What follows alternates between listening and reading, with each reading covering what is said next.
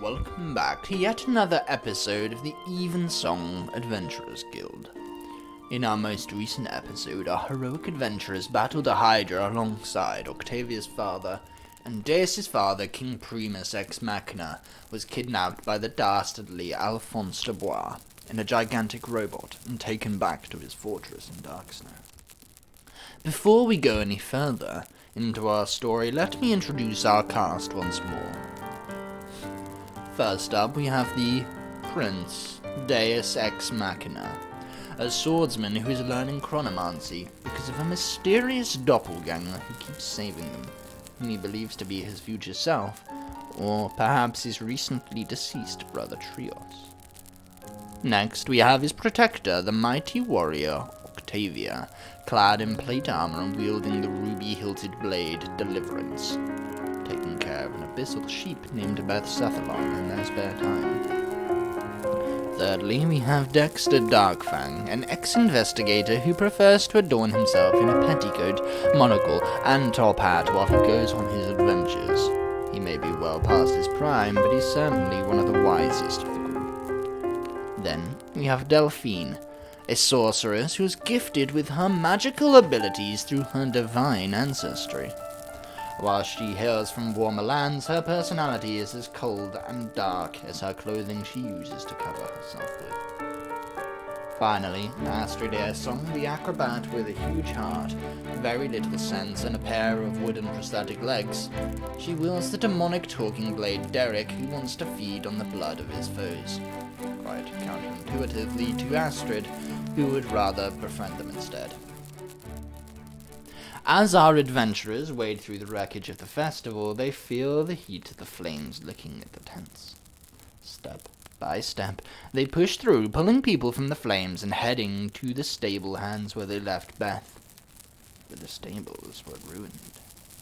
In the smoke, the red eyes of the sheep glowed out as it hunted and set aflame the encampment. Beth Sethalon had used the distraction of Alphonse de Bois' arrival with an army of mechanical monstrosities to overpower their captor and set aflame the festival in search of their target, Delphine. The screams of scared festival-goers rang out as they fled in fear from the flames or the demon within. August could be heard rallying the guards to fetch water and sand to stop the flames, but they too soon became lost within the smoke. Eventually, they found the sheep peering from within a wreckage, or rather, it found them. With a bleat, it pounced onto Dexter, breaking his arm with a sickening crack. He cried out in pain as Deus turned and knocked it aside with his blade before kicking it away. It squealed as it changed targets, smelling for Delphine, and rushed straight past Deus towards her. But Octavia blocked its path. Beth Sethalon jabbed its horns towards her. "No, Beth! Down!" Octavia screamed, but the demon did not react. It pushed forwards, testing the strength of her blade, but it sang true and managed to hold it off. Astrid sprang into action, rushing to get Dexter to safety, while Delphine focused a magical charge at her foe. The beast screeched in pain. "Astrid, no! Unleash me!" Derek cried, and Astrid pulled the blade from her side as it burst through Octavia's guard and sprang into Delphine, inches from goring her, flames gushing from its nostrils in rage. Before it shuddered as the black blade sprang 7 inches through its chest, red eyes smiling as liquid fire pulled from its veins. An earth-shattering roar erupted as the beast was being extinguished from the inside. Derek bloodthirstily drinking from his foe. Finally, Beth Sethalon collapsed as Derek withdrew from inside it, Astrid still recoiling in the horror of the ordeal. Slowly but surely, the sheep crumbled into fine ash and drifted away on the wind. A week passed, as everyone recovered from the horrors of the festivities. The fires were eventually put out, and the army had established a plan to recover their kidnapped king.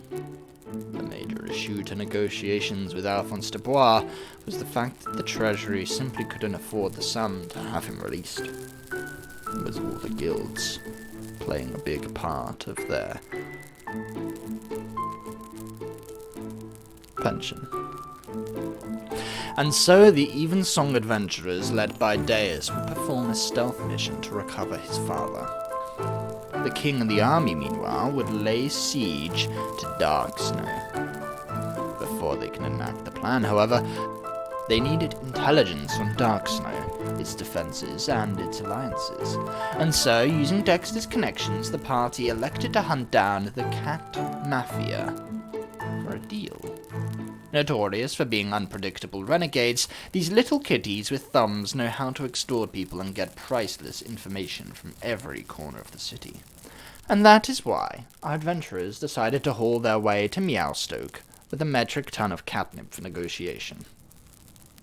Meowstoke is exactly how you would expect from a town ruled by cats. Covered on high vantage points, places to scratch things, and of course, absolutely spotless. For if it starts to get too grubby, the feline masters take their wrath out on the local civilians. Not to mention the bird population. After arriving in the city, the cat goons quickly picked up their trail, and the more senior members were alerted to their presence and smell. It took a great deal of restraint for Astrid to not pet the felines throughout the town. Eventually, a tall tabby named Captain Mittens approached them and meowed. Delphine and Dexter looked at each other, realizing the major flaw in their plan. They did not understand or speak Meowlish. Quite the catastrophe, now you seem to think about it. But then the unexpected happened. Astrid lowered herself to the floor, curled up her back, and meowed. Octavia held back a laugh, for it was too ridiculous to comprehend. But then the cat meowed back, turned tail, and walked away. They all looked on in stunned silence as Astrid motioned for them to follow. "I took lessons in Meowlish back in the circus." She laughed and told them Captain Mittens will take them to the council. "Captain Mittens, really?" Delphine said, dumbfounded. "Yes, they were in the Navy." Captain Mittens took them through winding streets up onto rooftops, despite not needing to, for the view, and then back down again, round the bend into a building very similar to the one they started at, and then opened the door with its paws. Cats opening doorknobs? Well, I never! Deus wondered. Inside were several tattered brown settees, torn up with all manner of scratched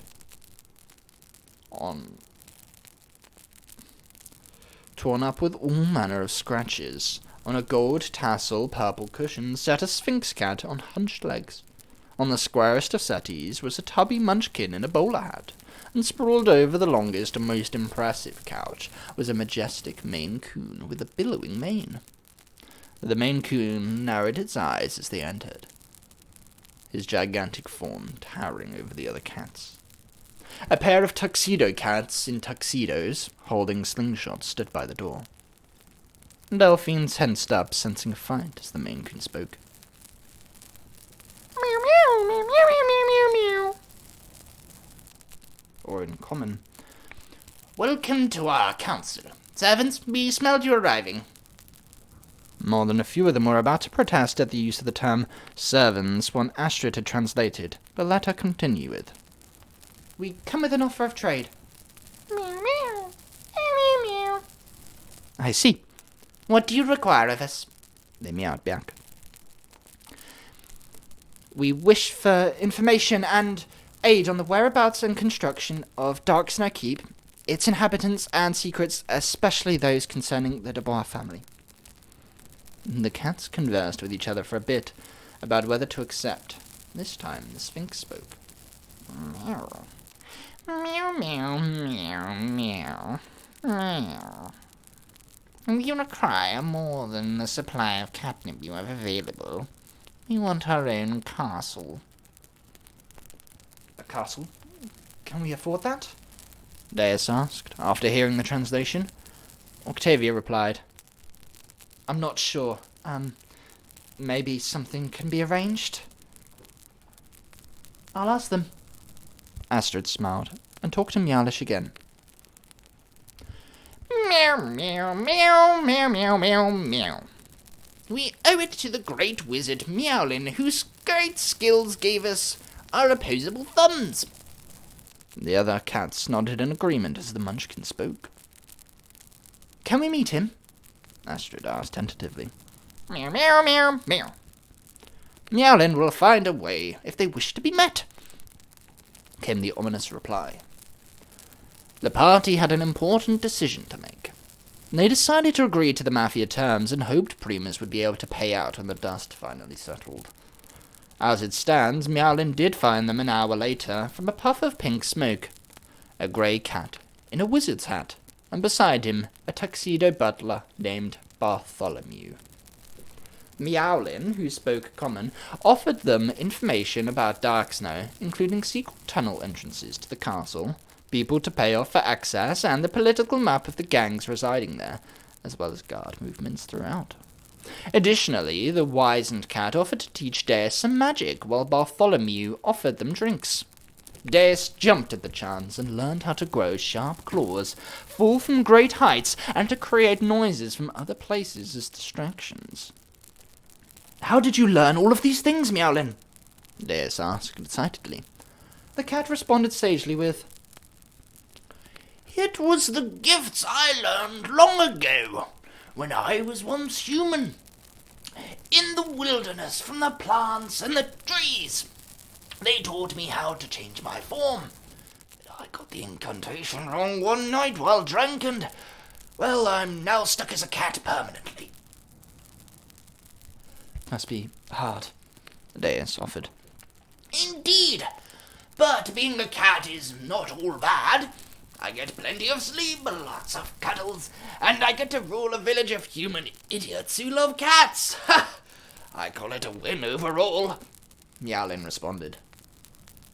Well, I'm glad you're happy with your transformation. I don't suppose you'd share your knowledge of it, perhaps? Deus asked. Not of that magic. Oh, I wouldn't want you stuck as a flea now, or a moth. One of my friend, Once my friend Arthur and I had an argument and, well, I accidentally got him turned into a moth.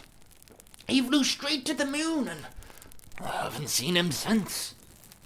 I wonder if he's happy there. You're saying that there's a Mothman on the moon?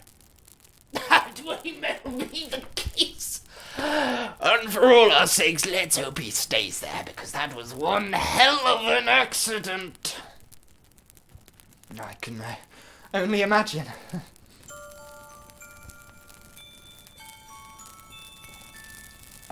Eventually, Meowlin took Deus back to the rest of the party, who were now looking very drunk from all the cocktails brewed up by Bartholomew, and helped put them to bed. They were all glad there were no evil sheep coming for them tonight. As they pulled out their bedrolls and set themselves a warm fire, they listened to a trio of cats singing to a pangolin poorly.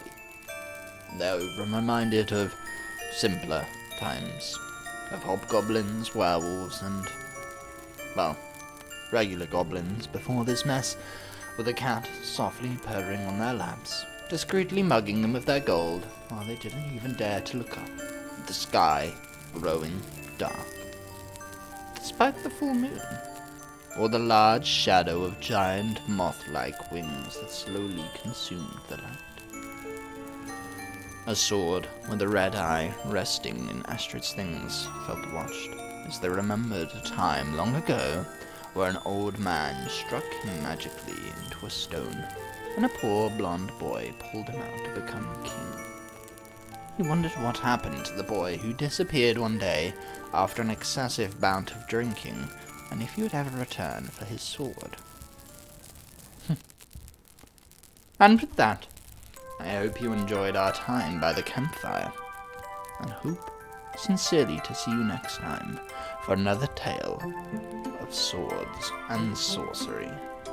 Good night.